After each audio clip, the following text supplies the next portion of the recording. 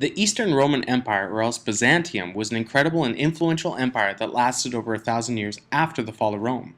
Its capital, Constantinople, or New Rome, was founded by Emperor Constantine the Great in 330 AD at the place of the ancient Greek city Byzantium.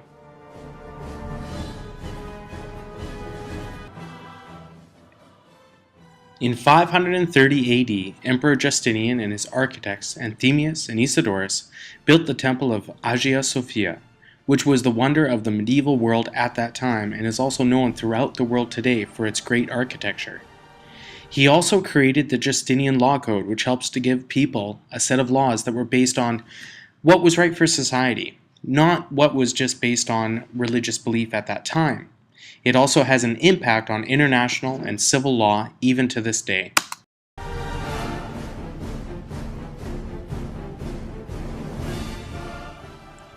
At its height of power, Constantinople had well over 1 million people.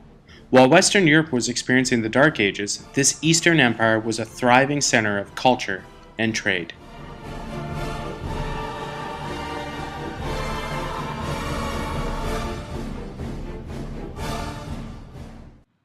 Here we have pictures of icons. Icons are pictures that were used to help Byzantine Christians or Orthodox Christians in their worship of God. They also were a way to be able to tell stories in pictures to many of the people who had no ability to be able to read. The empire with missionaries helped culture to expand in the Slavic and Rus or Russian kingdoms. Missionaries such as Cyril and Methodius created the Slavic alphabet, or else what is known as the Cyrillic alphabet, and they converted them to Orthodox Christianity, which much of the region remains to this day.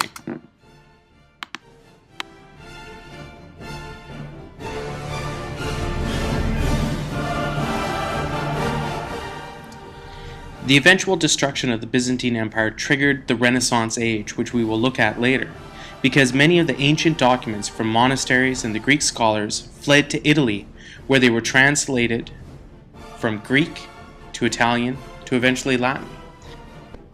As we will see, the Byzantine Empire was able to retain much of the greatness of Rome and influence much of Eastern Europe even to this day.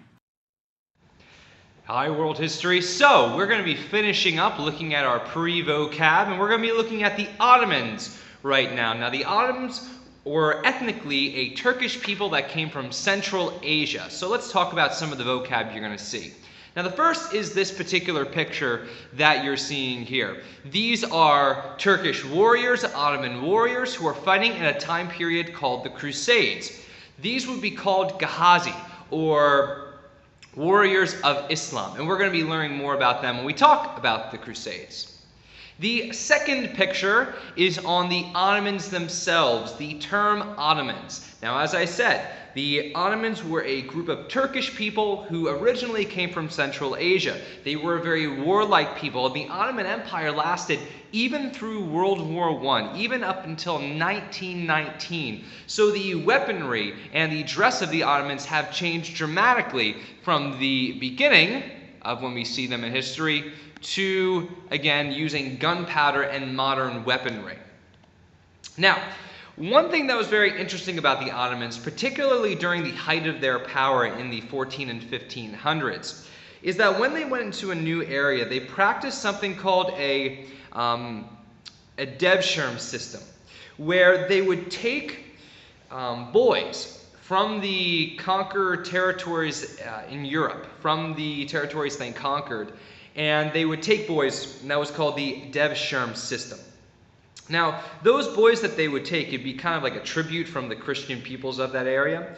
These boys were actually trained and educated and raised to be the Sultan's private army, and those are called Janissaries. Janissaries were the private army of the Sultans because the Sultan was always afraid that he would be overthrown or assassinated by his children or his brothers, and so he had his own private army that was loyal to him, which were the Janissaries. Well, that's all the pre-vocab that we need to know from the Ottoman Empire. Hope you learned something you did not know before. Thanks for watching.